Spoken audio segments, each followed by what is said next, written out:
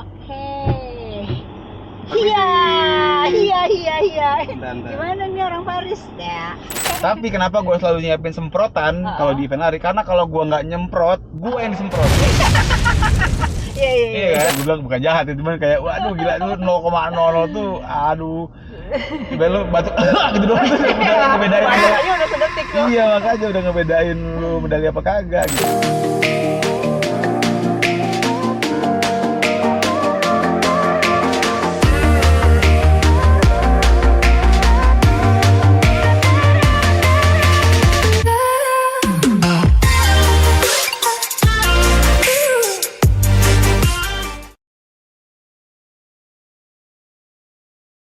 Oke guys, ketemu lagi. Udah berapa tahun ya? Kayaknya udah lama banget, tapi oke. Kita mulai ramein lagi nih di stories ya. Sekarang karena lagi seru-serunya Olimpiade, gue mau ngobrol. Sebenarnya pengen sama si atlet-atlet pemenang medali dan nggak menang medali juga nggak apa-apa. Pokoknya semuanya sudah berjuang untuk Indonesia. Tapi masih belum berjodoh kali ya, karena baru datang banget tadi malam. Dan sekarang kita ngobrol dulu deh sama yang ini nih, menghandle atlet banget nih. Ini adalah dokter. Jadi dokter yang memang khusus didatangin dari Indonesia buat menghandle 29 atlet yang ada di sana, termasuk rombongannya. Yaitu dokter siapa? Nanti deh ya. Aku jemput nih, pokoknya khusus aku jemput. Nanti aku antar lagi Pak dokter ini menuju ke suatu tempat yang katanya sih tadi mau apa sih, ada seminar gitulah. Oke? Alright. Oke. Iya. Gimana nih orang Paris ya? Bonjour. Bonjour. Guys, jadi ini dokter Dika. Halo. Oke. Dokter Dika yang baru pulang dari Paris. Ya, ini masih jet lag nih, masih ngantuk-ngantuk nih. Serius? Ya lumayan. Wah, ya lu. Lumayan lah. Lu kayak banget orang Jakarta. Ya bukan apa, kan sebenarnya masih belum nyambung nih sama ritmik sekarang, baru buat kemarin pagi. Oke. Gimana bedanya Paris sama Jakarta? Kayak lihat Jakarta kayak sumpek banget gitu ya? Sebenarnya apa ya, kalau lihat dari apa ya, trafficnya gitu juga ya ada lah, some part of Paris yang macet juga ada. Panasnya kayak gini nggak? Kalau Panasnya nih? panas kan lagi summer di sana, Sepanas ini? sakit kepala ya. Ini mah nggak ada apa-apanya teh. Oh. Asli, gue di hari keberapa ya, pokoknya pas badminton lagi main tuh, gue inget banget sampai sakit kepala gue, beneran sampai sakit kepala karena saking panasnya. Kalau lihat suhu berapa tuh? Ingat nggak? 34 lah. Panas ya? Panas. Ini kan kayak gini paling 31 32 nih. Pantesan Pak Anin gosong muka. Oh dia lari mulu soalnya itu. Pan lari mulu. Oh gitu. Iya, Pan lari mulu. Kan ikut maraton kemarin dia. Iya, bener. Jadi ada satu masa di mana itu panasnya gitu. Dan di sana nggak ada AC kan? Nah, katanya pada bawa AC tuh. Bukan bawa, kita akhirnya pasang sendiri di kamar. Tapi lu kan begitu kita naik bus apa segala macam, busnya semua Sundanya masih bawa nih. Bus pakai EU ya. Iya. Nah itu panasnya nggak ada, AC-nya nggak ada.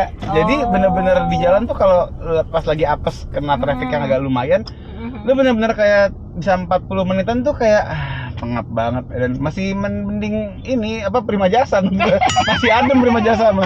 Lu pernah naik ini nggak? Apa tuh? Angkutan bis ya, namanya Aja. Aja. Tulisannya Aja. Angkutan jarang ada. Aduh, beneran. Emang ada beneran tuh? Ada gua. Itu angkutan gua dulu zamannya di Sunter gua kerja. Ada. Tahun 97. Oh, baru denger ada.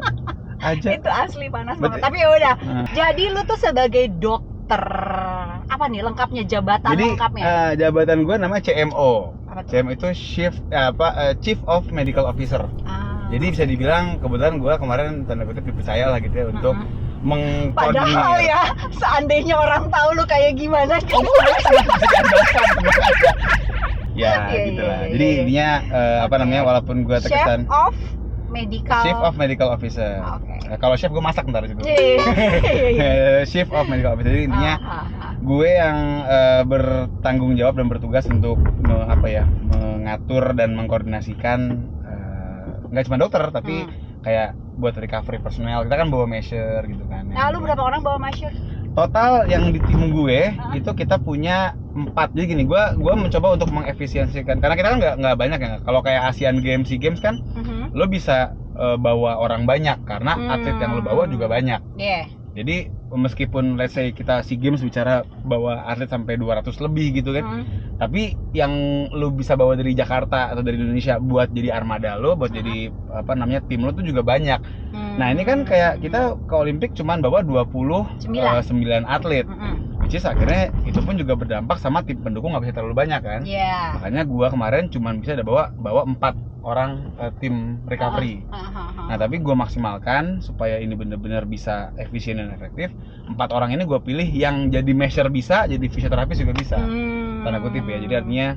Tapi itu cukup nggak sih 4 orang plus 1 lo gitu? Ya sebenarnya. Menghandle 29 orang ini. Sebenarnya cukup. Apalagi gini, dari mereka juga dari para cabur itu juga beberapa itu bawa tim sendiri. Jadi nggak bergantung sama tim gue. Iya. Masalahnya gini, itu namanya Olympic Village kan memang cuman orang-orang tertentu yang bisa masuk. Jadi atlet sama orang-orang yang memang udah punya ada akreditasi. Dan dari mereka tuh banyak juga yang memang tidak terakre si measure-nya ini dari tim cabur masing-masing. Jadi mau nggak mau kalau misalnya emang lagi di dalam karena kan agak ribet ya kalau misalnya let's say mereka kalau mau masas mesti jalan dulu keluar gitu.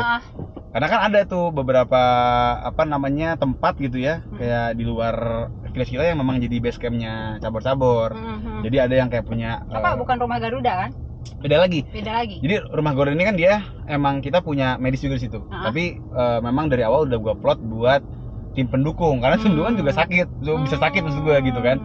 Ada aja gitu misalnya tim pendukung yang kena flu lah atau yang ada yang pas lagi jalan kakinya kepelitek lagi ada gitu, which is emang mesti di treatment gitu kan. Ada tuh. Ada kerjaan. Lah iya jadi emang begitu deh kita dari nggak cuma Olimpik doang gitu, di mana-mana tiap kali multi event tuh yang namanya tim pendukung juga bisa apes gitu. Main kagak cedera iya gitu kan. Nah itu juga ada gitu. Nah itu di rumah Garuda. Cuman juga ada beberapa yang kayak tim badminton nih, mereka juga punya base camp apartemen atau rumah di titik A gitu. Nah, sometimes mereka measure-nya itu ditaruh di situ karena mereka nggak bisa masuk ke Olympic Village kan. Nah, jadi untuk beberapa yang memang tadi misalnya nggak bisa masuk ya mau nggak mau, gua treatment, gua handle dengan tim gue kan gitu. Itu tuh tugas lu kan bukan untuk nyembuhin kan, bukan buat yang dok gua sakit sembuhin dong, nggak gitu kan? Tugas itu gini, kalau bicaranya gini, kemarin tuh pas di Olimpik alhamdulillah untuk penyakit-penyakit yang kayak batuk pilek, diare gitu untuk di atletnya nggak banyak. Bahkan bisa gue bilang hampir bisa bilang nggak ada yang. Tapi kusta panu ada. Kalau panu nggak bakal bilang juga kali ke gue gitu, ngapain itu kedok gatel gitu mungkin. Jadi lebih ke arah kayak tadi yang gue bilang, yang batuk pilek diare itu banyaknya pengurus atau misalnya kita tim pendukung yang memang udah kecapean pagi siang malam kerja terus gitu kan. Tapi kalau atlet memang kebanyakan kan dia datang dengan keluhan misalnya ototnya kenceng atau apa gitu kan. Jadi atau yang sekali yang bisa dibilang emang udah cedera lama gitu loh. Gitu. Kayak Rifda. Contoh, Rifda itu kan memang sebenarnya datang ke udah cedera ya. Enggak 100% sehat gitu loh maksudnya bisa bilang kakinya. Jadi emang udah ada problem kan. Nah, itu kalau tadi Teteh bilang sembuhin dong. Kan nggak bisa ya, yang namanya nyembuhin itu kan kalau untuk cedera-cedera kayak ACL, meniskus gitu-gitu kan itu mah gitu kan. 6 bulanan ada kali. Ada lebih. Apalagi kalau kita bicara habis operasi kan bisa sampai setahun. Iya. Nah, jadi tugas gua memang lebih ke arah bagaimana membuat orang ini bisa main dulu gitu loh. Dengan nyeri yang minimal dan dengan resiko yang minimal juga gitu. Ngapain sih? Itu yang kayak disemprot-semprot es kayak gitu-gitu enggak? Itu bukannya? Itu sebenarnya kalau disemprot ada namanya kloretil ya sebutannya ya. Jadi semprotan dingin gitu. Itu lebih ke arah buat apa ya? Kalau gue sih nanti lebih ke arah buat relief.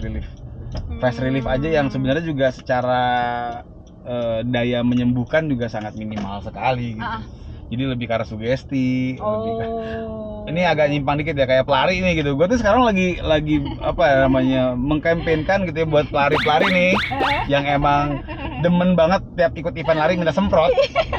Iya kan? Itu sebenarnya lebih ke arah sugesti kalian aja gitu loh. Jadi mau kram nih, kemudian kita semprot tuh lebih ke arah kayak mendistraksi otak lu bahwa I'm okay with this, akhirnya lu bisa go on. Padahal sebenarnya nggak nyembuhin juga itu semprotan gitu. Bahkan bisa dibilang lu sakit di otot nih gitu kan, itu kan dalam ya, dari kulit, jaringan lemak dulu, terus otot. itu semprotan tuh dinginnya cuma nyampe kulit doang, nggak nyampe ke otot lu nggak gitu. Jadi bisa dibilang itu tuh cuma sebiasa dan tanda kutip manjanya kalian aja gitu. Tapi kenapa gue selalu nyiapin semprotan kalau di event lari? Karena kalau gue nggak nyemprot, gue yang disemprot. Iya kan, makanya netizen kan gitu, gimana nih masa medik nggak punya semprotan ya udah. Maksud gue gitu, jadi intinya itu nggak menyembuhkan ya. Jadi dari kemarin pun juga kalau kita lihat di event lari maraton yang isinya pelari-pelari dunia gitu, kagak ada yang minta semprot kan. Nggak ada gitu, dilihat di maraton kemarin gitu kan, misalnya siapa gitu, Kipchoge gitu, meskipun akhirnya DNF kan. Dia KM31. Iya, DNF nggak minta semprot dia. Jadi intinya itu nggak nyembuhin, tapi tadi ya menyembuhkan itu kan lebih karena dengan terapi ya kan, penguatan. Nah kalau di multi event kayak Olympics, Asian Games yang memang harus banget main gitu kan, which is nggak bisa gitu aja absen atau kemudian nggak jadi main gitu kan. Ya gue paling pertama dengan pain management tuh kita bisa macam-macam, bisa pakai alat fisioterapi yang kita bawa. Kita kan bawa alat fisioterapi tuh ya kan kayak TENS, ultrasound, kita kan bawa dari Jakarta. Gotong ya. Bahkan banyak banget kalau kita berangkat multi event kan bisa berdus-dus tuh buat diri sendiri. Nah terus kalau dibutuhkan kita penggunaan obat juga teh. Tapi obatnya harus banget yang tidak doping gitu. Karena diperiksa periksa doping tuh setiap mau tanding periksa gitu. Kalau doping itu bisa ada yang dia setelah tanding, which is emang misalnya juara nih, dia juara, kemudian untuk memvalidasi juaranya dia tes doping dulu, itu juga ada. Berarti. Tapi bukan juga before. Ada juga yang randomize. Oh oke. Randomize tuh ada dan dilakukan juga di event-event termasuk di Olimpiade. Jadi kayak kayak kebetulan tuh pas kemarin berangkat tuh ada atlet kita yang sebelum main dites dulu, gitu dites dulu. Jadi namanya sebutnya randomize tes gitu. Terus berhasil? Berhasil, maksudnya ya meskipun kan keluarnya itu nggak langsung keluar. Lo dites sekarang kemudian? Nih, boro-boro bisa sampai 6 bulan. Iya, emang begitu. Jadi banyak banget kayak adalah motifnya kayak di PON deh, gue sebut PON ya. Kan ada beberapa kasus tuh kemarin tuh PON. Jadi ketahuannya beberapa bulan setelah PON ya udah dikalungin medali apa segala macem, udah pulang, ditarik balik. Oke. Gitu. Bahkan 2012 menarik loh. 2012 itu ada London Olympic kan, Olimpiade London. Itu tuh kita cuma dapat berapa medali gua nggak tahu ya. Tapi yang pasti 2020 jadi nambah 1. Nambah. Karena sebelumnya ada ditarik. Iya, karena ada ini kita powerlifter kita. Waktu tahun 2012 dia peringkat 4 atau 5 gitu. Kalau nggak salah. Terus peringkat 1 sama peringkat 2-nya akhirnya ketahuan doping. Bayangin 8 tahun. Udah lupa juga dia juga ya. Gak apa-apa deh, orang berita gue udah banyak di mana-mana. Iya, makanya jadi bisa dibilang dia setelah 8 tahun akhirnya baru disematkan medali. Karena si juara 1 sama juara 2-nya akhirnya ditarik medali. Jadi intinya gue memberikan obat untuk meredakan nyeri. Nah, selain itu juga bisa dibantu dengan kayak tapping. Ada tuh yang di tapping tuh, atletnya? Ada, banyak. Hampir semuanya? Apa enggak? Ya 50-50 lah. Rata-rata pada datang ke lu kenapa? Misalnya atlet? Iya tadi kalau yang ini kalau apa nih Olimpiade kemarin. Kalau Olimpiade kemarin sebenarnya memang selain Rifda tadi ya, sama ada lagi sebenarnya Bila juga sebenarnya adalah kondisi yang tidak seperti juga Bila tuh atlet. Nah, itu memang sebenarnya bisa dibilang sedang dalam pemulihan juga, juga. Tapi kalau yang lainnya sih kita bisa dibilang relatif aman ya, paling cuma kayak ototnya aja kenceng, perlu dirilis sedikit, dimasak. Tapi itu berarti di setiap event tuh harus ada ya yang rombongan kayak lu bawa masker itu tuh harus ada ya. Jadi kita setelah gini, tadi kalau di SEA Games, Asian Games, even PON nih bentar lagi kan, itu biasanya kan ada memang tim CDM. Jadi tim pendukung yang memang dia bukan dari cabur, yang memang tugasnya untuk mensupport kalau lu butuh kayak apa. CDM kayak Pak Anin gitu. Ya, Pak Anin kan CDM kan beliau bawa tim. Gua kan kemarin berangkat bawa Pak Anin gitu, di bawahnya Pak Anin gitu. Iya. Artinya memang gue meskipun gue daily gue di sepeda, kan gue kan timnas sepeda juga nih cycling. Tapi kemarin gue berangkat itu gue nggak bawa bendera cycling gitu. Gue bukan sebagai cycling. CDM. Iya, gue under Panin SCDM gitu. Bahkan menariknya, meskipun gue selama ini di sepeda, kemarin pas Bernard main, gue nggak datang. Kenapa? Karena gue diminta untuk ngedampingin Rizky. Oh, itu bersamaan ya? Barengan. Oh iya bener. Exact time barengan. Bener. Jadi kemarin gue begitu di sana, pas gue ngawal, kan gue lagi ngurusin angkat besi ya, gue bareng sama Coach Rusli namanya kan. Pak Rusli bilang, "Dok, nanti Dokter Dika ngedampingin kita kan pas lagi tanding." Eko, oke, Eko bisa tanggal 7. Wah Pak, pas Rizky nih Pak, saya nggak yakin nih. Loh kenapa Dok? Pas cycling main juga gitu loh. Saya kan di cycling gitu ya, maksudnya ya masa nggak nongol sih gitu. Iya. Nah, terus Pak Rusli bilang, "Wah Dok, kita butuh Dokter Dika dampingin." Kenapa? Karena Rizky juga sebenarnya pernah ada riwayat lah, gitu. Ada riwayat problem di kakinya gitu lah. Jadi kita mau make sure Rizky bisa aman gitu loh. Wah Pak, Bapak ngomong deh sama manajer cycling gitu lah. Akhirnya Pak Rusli bilang, "Dok, dokter berangkat, Pak, saya pinjam Dokter Dika ya," gitu. Dan memang sebenarnya secara tanda kutip peluang, kalau diadu kan memang peluang yang lebih prioritas buat dijaga ini kan Rizky ya, gitu. Secara medali kan kita tanda kutip mentargetkan Rizky mesti bisa medali, sebetulnya medali emas lah yang bisa dikejar. Kalau Bernard kan memang ya kita kalau bicara peluangnya kan nggak se-Rizky-nya gitu peluangnya. Akhirnya makanya kenapa deh amankan peluang, amankan medali. Ya udah akhirnya dengan berat hati, sorry ya cycling, gue berpaling dulu nih ke cabur yang tanda kutip lebih urgent buat tugas lu ke Rizky apa tuh? Sebelum Rizky tanding tuh. Iya, jadi gini. Dokter ngapain? Jadi kalau di multi event itu mesti siap kerja berbagai macam A sampai Z teh. Kayak gue di Olimpik itu ya kerjanya nggak cuma melulu perihal obat-obatan dan juga medis gitu. Contoh lain kayak misalnya gue bahkan sampai ngurusin juga kayak misalnya room list gitu ya untuk anti doping. Itu gue bantu untuk lengkapin data dan untuk administrasi pelengkapan data room listnya. Terus juga bahkan gue pernah dulu waktu tapi bukan di Olimpik yang ini, ada masalah sama visa gitu ya. Gue juga ikut ngebantuin masalah visanya. Jadi memang Palu gak ada. Dan kemarin kasusnya di Olimpik Paris, bukan kasus yang tadi yang ditanyain soal kerjaan gue yang ngapain, termasuk gue juga ensure gue memastikan bahwa Rizky dapat makanan yang dia request. Apa dia requestnya? Kambing. Apa sate kambing? Jadi pokoknya nasi goreng kambing. Jadi gini, weightlifting itu kan dia sebelum tanding mesti nimbang dulu. Jadi mereka tuh hari-hari menjelang tanding tuh nggak bisa makan sembarangan gitu. Karena jangan sampai begitu hari H mereka nimbang over gitu kan, bisa nggak jadi main kan misalnya tanding. Itu tuh bener-bener harus exact 73 kg.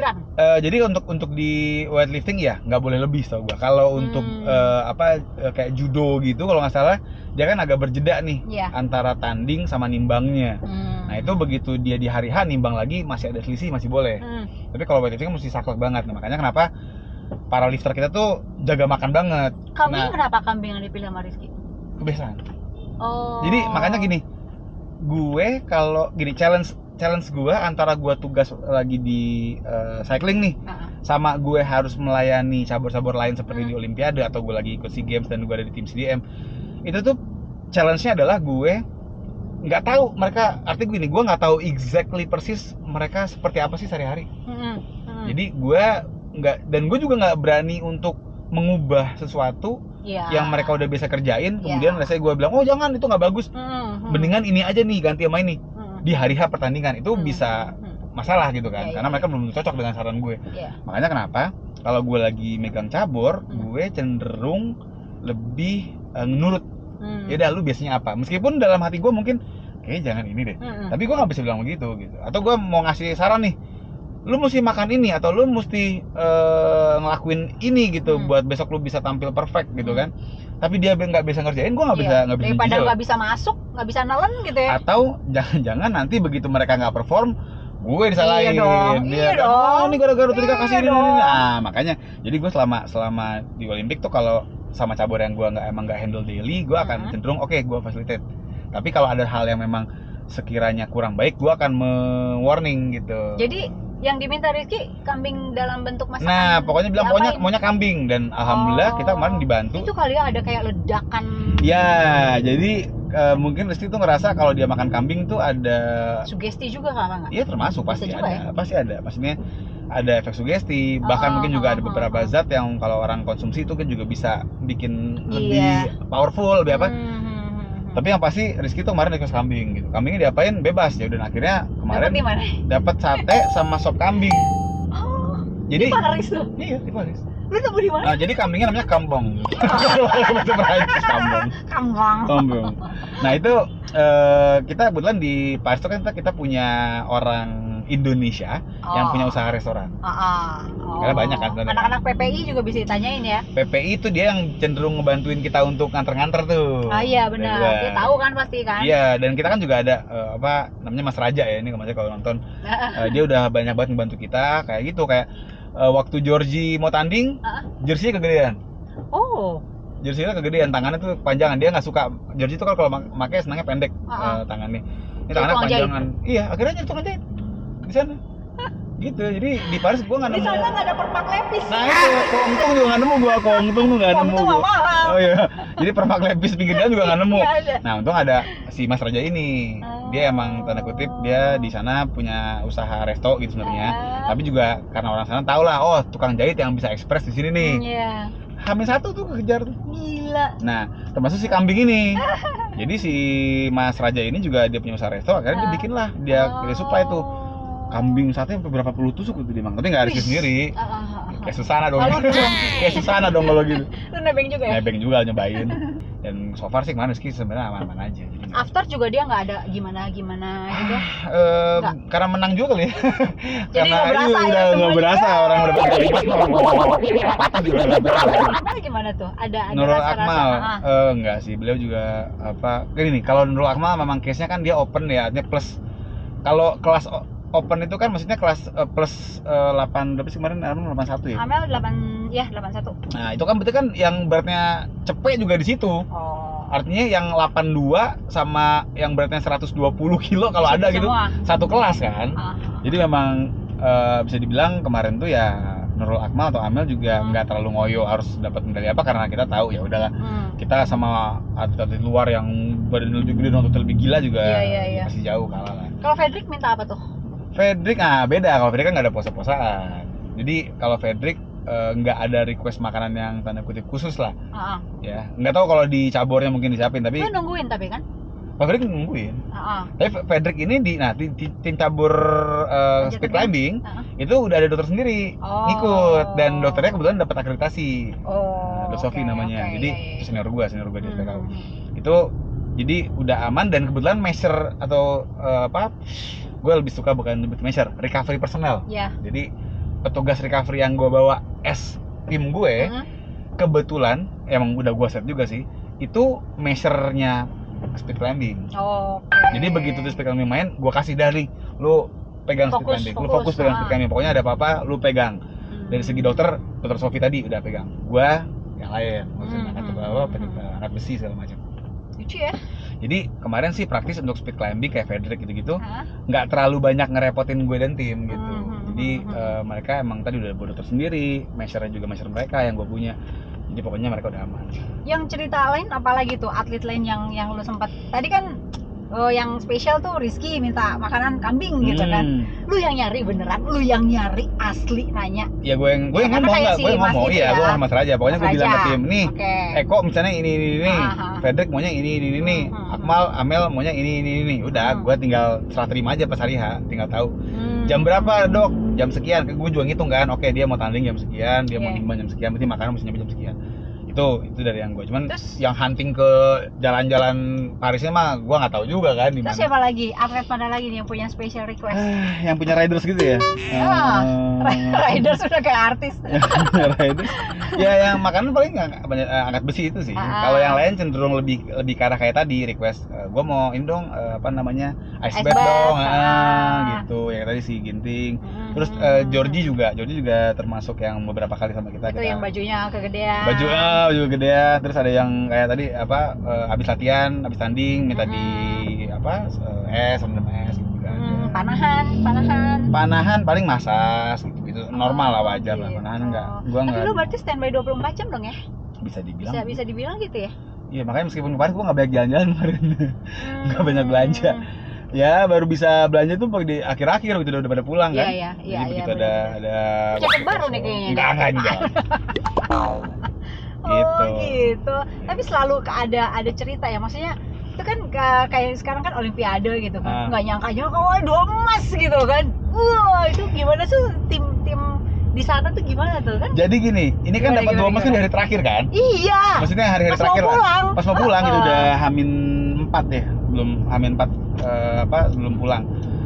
Itu aduh, jujur aja ya ngelihat progresnya kan kayak banyak yang di luar dugaan gitu. Kayak di badminton kita nggak nyangka gitu kan.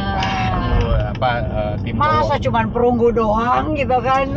Karena melihat sejarah kan selalu kita bisa adalah emasnya gitu. Terus kita ngeliat kok sempet deg-degan juga gitu kan. Gue bilang wah ini gue pulang nunduk nih gitu kan. Gitu bilang gue pulang nunduk nih gitu.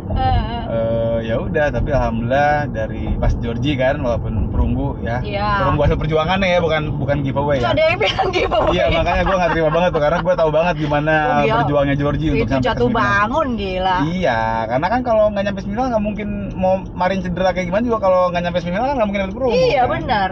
Dari penyisihan grup aja kan yang lain udah keok di beberapa udah keok di penyisihan grup.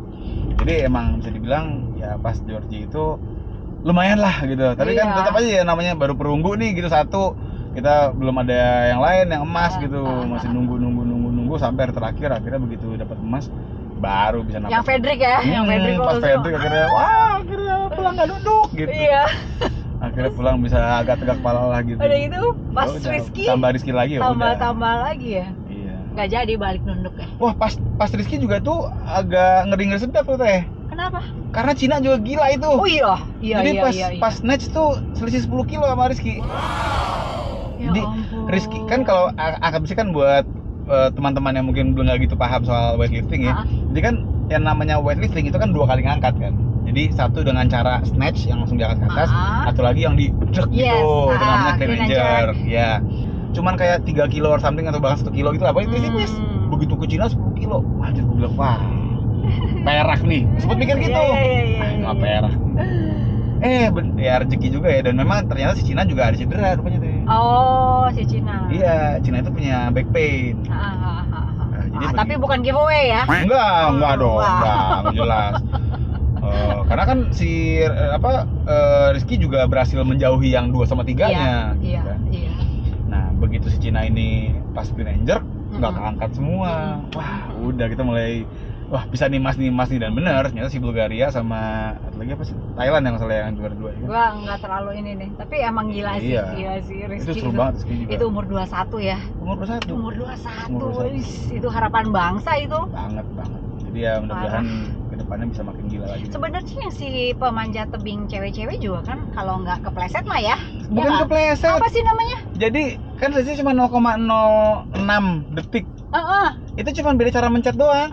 Jadi desak itu mencetnya agak ngayun ke belakang, si Cina langsung ke depan gitu. Jadi ya udah ya. Gemes. Makanya ya itulah menurut gua tuh agak jahat sih speed climbing itu olahraganya. Jahat gimana? Jahat dalam tanda kutip 0,0. Iya, 0,0 sekian tuh bisa menyingkirkan lu dari medali. Karena lampunya nggak bisa nyala tuh kalau. Iya, pokoknya gue bilang bukan jahat ya, cuman kayak waduh gila lu 0,00 tuh aduh. Coba lu batuk gitu doang tuh udah ngebedain. Makanya udah sedetik tuh. Iya, makanya udah ngebedain lu medali apa kagak gitu. Orang tuh sampai ada yang nulis di Instagram biasa kan netizen 4 detik ya si Fedrik bisa dapat emas, lu bisa ngapain 4 detik? Iya, makanya bisa ngapain? Habisin kerupuk aja nggak habis. Nggak nyampe, pasti belum setengah juga nggak selak lu makan kerupuk 4 detik. Jadi bisa dibilang ini sih apa namanya ya cabur-cabur itu kalau kita lihat satu tuh masing-masing punya kegilaannya sendiri. Asli. Lu berarti sempat ke Olimpiade ya kan? Terus yang kemarin apa Asian Games, SEA Games? Sebelumnya Asian Games. Nah, tapi kalau Asian Games itu gue memang waktu di Asian gue lebih nempel sama di Hangzhou, Cina. Oh, oke. Itu gue lebih dinempel ke sepeda karena gue kan tadi daily gue sepeda kan. Jadi di situ gue sepeda. Taji lu apa ya kepilih terus ya? Dokter kan banyak sebenarnya.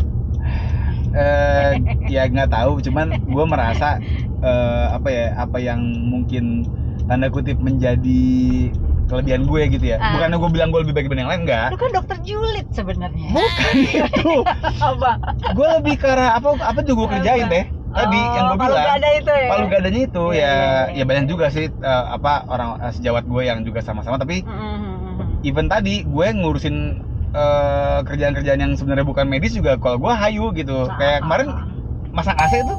Iya, Gue termasuk bantu masang AC juga. Jadi karena kan gitu ya, misalnya di saat lu berangkat ke multi event, lu nggak bisa gue dokter nih, tugas gue kan ini, nggak bisa tugas gue pasang AC orangnya dikit, makanya orangnya cuma sedikit gitu loh. Jadi kemarin tuh ya mau nggak mau, yuk yang laki-laki bantuin masang AC ya. Dan AC itu diangkut dari tempat kita ngambil ke tower tuh juga nggak gampang, nggak. Di rumah gue AC rusak tuh. Jangan sekarang dong, udah nggak tugas lagi gue sebagai kang AC, udah enggak. Nah kalau kemarin iya gitu. Jadi emang apa ya mungkin termasuk banyak orang tanda kutip percaya sama gue ya karena gue mau gitu ngerjain gituan gitu. Iya. Terus next apa lagi nih? Pon.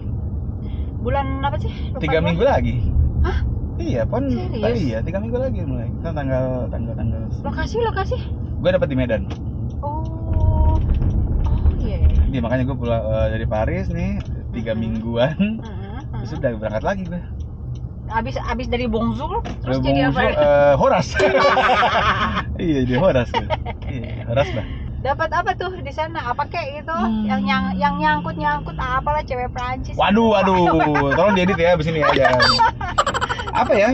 Ya akhirnya tahu sih, oh gini ya Paris gitu. Karena gue belum pernah ke Paris kan banyak yang kecopetan ya. Itu record buruk si Prancis tuh banyak catatannya. Maksudnya bukan tim Indonesia tentu saja, tapi penyelenggaraannya loh gitu. Iya. Memang gini, gue ngebandingin Paris sama Hangzhou, Cina, bagusan Hangzhou. Pengaturannya, kotanya. Iya, pengaturannya, terus penginapannya, makanannya. Gue makan di sono, gue makan di dining hall-nya Paris. Baru hari keempat gue udah kayak, aduh gue kangen rumah gitu, asli. Maksud gue kalau di Tokyo atau kemarin di Hangzhou itu masih bisa ya. Enak, makanannya enak, lu bisa pilih banyak menu yang emang taste-nya good gitu. Taste good. Ini tuh enggak, kan viral juga tuh dibahas sama atlet lain. Yang muntah di sungai itu beda lagi. Itu kebersihan. Kalau taste ini kan juga dikritik sama atlet. Mereka ngelihat dining hall itu makanannya nggak enak. Oh gitu. Itu terus kecopetan, kerampokan itu yang duit hilang punyanya siapa tuh? PBSI. Kan emang iya banyak, terus juga ada negara lain yang dipecahin kacanya. Alah. Emang mobil. Buset. Kan Paris emang gitu. Paris kan emang kriminalnya gila. Iya. Gila banget. Iya, Mbak. Gitu. Tapi lu aman? Alhamdulillah aman. Harga diri aman.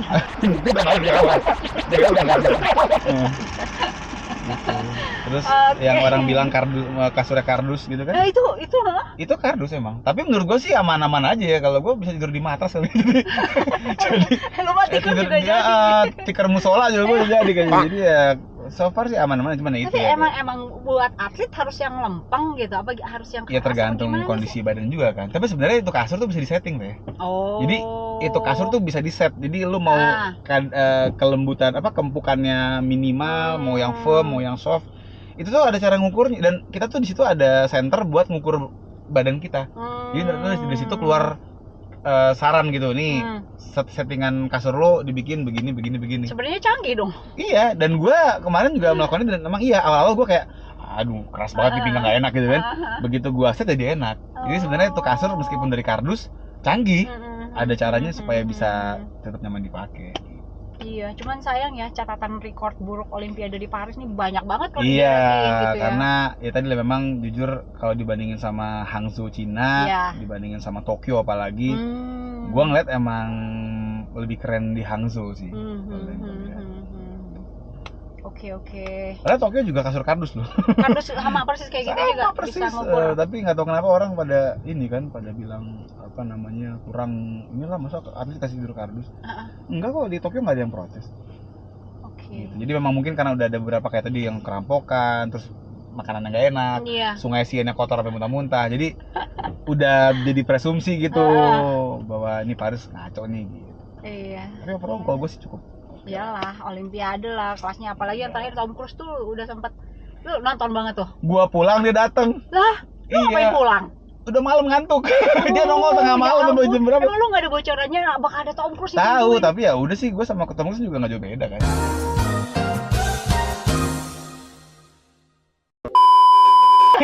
Nggak gitu ya? Aduh, Oh, terlalu pede ini harga dirinya. Karena capek kan teh seharian kan. Udah gitu mana dari start pawai sampai ke Tom Kusongo tuh berjam-jam teh. Kita udah tepar gitu. duluan nih ya. Udah tepar duluan capek. Jadi udahlah kita pulang aja. Kita pulang terus nongol. Alright, Monsieur. Terima kasih. So, here we are. Terima kasih juga. Thank you banget udah diantar teh. Iya, ini argonya berapa ya? Lu diantar sama Grab yang jarang-jarang. Ini premium namanya premium Grab nih. Thank you banget, gue lanjut lagi ya. Thank you banget, thank you banget. Semoga kita bisa ngobrol lagi nanti dan makin bisa bersinar. Amin. Di semua tempat. Amin. Ya, teh. Oke. Lanjut lagi teh ya. Thank you ya. Dadah semuanya. Bye-bye. Bye.